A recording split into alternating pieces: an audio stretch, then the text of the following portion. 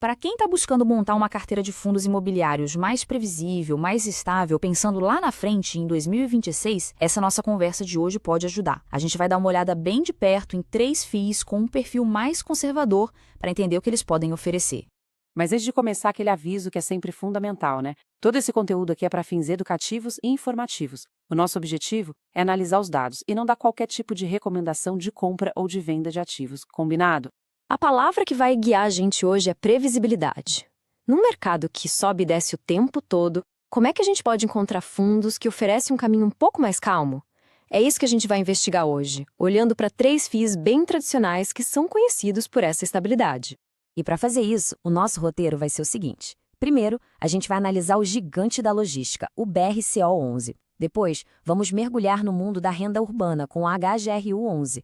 Na sequência, a gente vai entender como um fundo de papel, o MCCI11, pode proteger a carteira contra a inflação.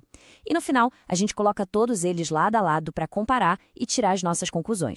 Começando então pelo BRCO11, o Bresco Logística. Esse é um fundo de tijolo, ou seja, ele é dono de imóveis de verdade e focado num dos setores mais quentes da nossa economia, o de logística. É só pensar no crescimento do e-commerce, na necessidade que as empresas têm de ter centros de distribuição super eficientes. É exatamente nesse mercado que o BRCO11 atua, com um portfólio de galpões de altíssima qualidade. O que chama muito atenção no BRCO11 é a gestão proativa deles. Olha só que interessante. Eles não só compraram 2 imóveis novos, como também se anteciparam a um problema. Eles resolveram o risco de vacância de um imóvel ficar vazio, que só iria acontecer lá em 2026. Isso mostra um baita planejamento. E outro ponto é esse foco em last mile. Isso quer dizer que os galpões do fundo ficam pertinho dos grandes centros urbanos, o que é fundamental para empresas que precisam de entregas rápidas, sabe? Tipo as do comércio eletrônico. Essa localização super privilegiada valoriza demais os imóveis. E esse número aí na tela, R$ 1,72, representa o valor que o fundo tem em caixa para cada cota. Pensa nisso como uma reserva de emergência. Se em algum mês a receita com o aluguel for um pouquinho menor, ou se aparecer uma despesa que não estava no radar, a gestão pode usar essa grana para completar o dividendo e manter a distribuição estável. Isso traz uma camada extra de segurança, de previsibilidade nos pagamentos mensais. Agora, vamos falar de alavancagem, que nada mais é do que o nível de endividamento do fundo. Como a gente vê no gráfico, hoje ela é quase zero. Só que com as novas aquisições, a projeção é que ela suba para algo entre 11% e 14%. Esse é como pegar um financiamento para comprar um imóvel maior que tem mais potencial de retorno. É um nível totalmente saudável para um fundo desse tamanho. E a gestão ainda tem uma carta na manga que é reciclar ativos, ou seja, vender um imóvel mais antigo para quitar dívidas ou comprar um novo mais moderno. Isso dá muita flexibilidade para eles. Aqui tem um ponto muito legal sobre o preço do fundo. O P sobre VP, ou preço sobre valor patrimonial, mostra se o fundo está caro ou barato. Um P sobre VP de 1, como é o caso agora, quer dizer que o preço da cota na bolsa é igual ao valor dos ativos do fundo. Só que tem um pulo do gato. As aquisições recentes foram feitas por um preço abaixo do valor de avaliação oficial desses imóveis. Quando o valor patrimonial for atualizado para refletir o valor real desses novos ativos, ele vai subir. Ou seja, quem comprar hoje com o P sobre VP em 1, na prática pode estar comprando com um belo desconto em relação ao valor futuro do fundo. E toda essa qualidade na gestão se reflete no desempenho, claro. Essa citação destaca um ponto muito importante. O fundo, historicamente, tem batido os principais indicadores do mercado, como o CDI e o IFIX, que é o índice dos FIIs. Isso mostra que, mesmo em cenários econômicos mais difíceis, com os juros lá em cima, a estratégia de focar em imóveis de qualidade tem dado muito certo. Bom, saindo do mundo da logística, a gente vai agora para o varejo e serviços com o HGR11. Se o BRCO11 brilha pela qualidade de poucos e grandes ativos, a aposta do HGR11 é na diversificação. Ele investe em imóveis urbanos alugados para grandes redes de lojas, supermercados, faculdades, e ele é muito conhecido pela sua gestão ativa, que está sempre comprando e vendendo imóveis para gerar mais valor. E a palavra-chave aqui é estabilidade. Dá uma olhada nesses números. Mais de 100 ativos e 24 inquilinos diferentes. Isso significa que o fundo não depende de uma única fonte de renda. O prazo médio dos contratos é de quase 10 anos, o que garante uma receita previsível por um tempão. E a vacância de só 0,8% é baixíssima, mostra que tem muita procura pelos imóveis deles. Tudo isso, com uma dívida bem controlada, cria um cenário de muita previsibilidade. E assim como a gente viu lá no BRC11, o HGUR11 também tem aquela reserva de segurança. Esse R$ 1,27 por cota é o colchão que o fundo tem para garantir que a projeção de dividendos ali por volta dos 95 centavos por mês seja cumprida. E isso dá tranquilidade para a gestão passar por qualquer instabilidade e até planejar aumentos futuros nos pagamentos se os resultados continuarem fortes. Esse gráfico aqui mostra uma coisa bem curiosa sobre como o mercado enxerga o fundo. No passado, o pessoal chegava a pagar um prêmio por ele, ou seja, um valor acima do seu valor patrimonial, como a gente vê pela média de 1,04. Hoje, a situação se inverteu e ele é negociado com um leve desconto. O mais interessante é que o fundo tem projetos em andamento que, quando ficarem prontos, vão aumentar seu valor patrimonial. Isso pode fazer com que o desconto de hoje pareça ainda maior no futuro.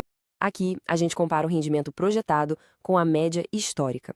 A projeção de 9,5% a 10% de dividend yield está bem acima da média do fundo, que é de 8,22%. Tá, mas o que isso quer dizer na prática?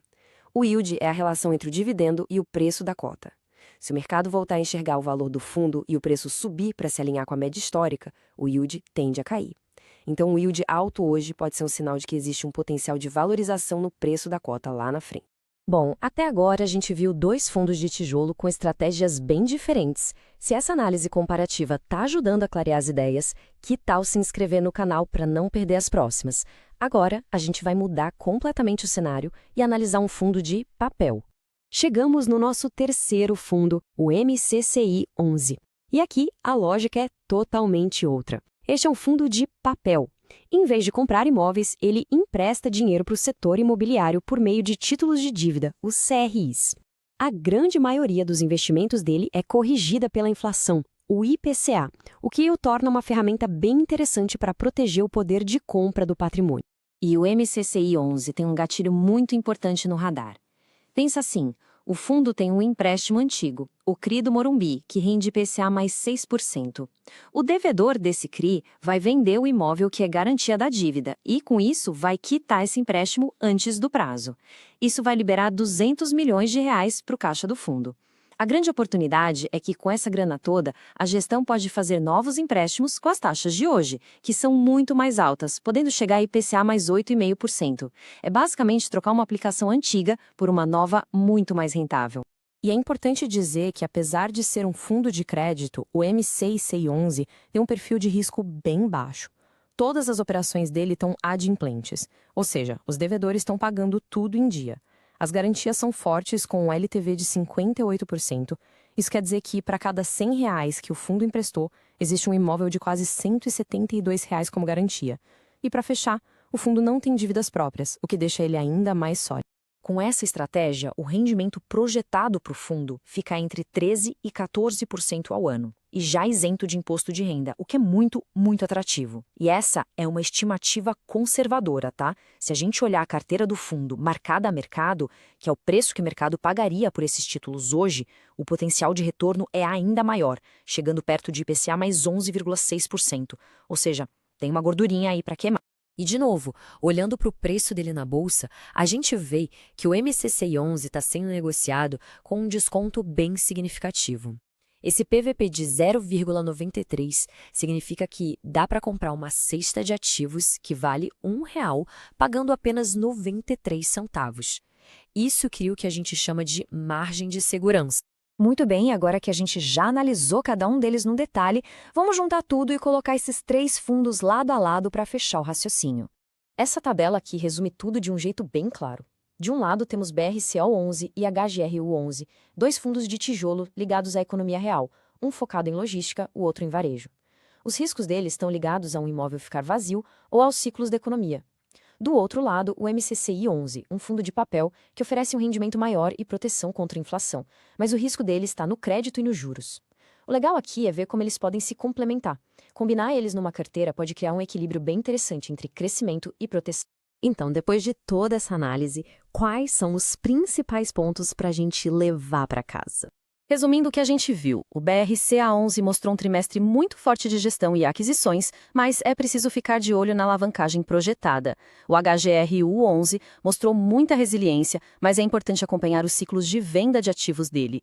E o MCCI11 oferece um rendimento bem alto, mas o desempenho dele está diretamente ligado aos movimentos do crédito e das taxas de juros no país.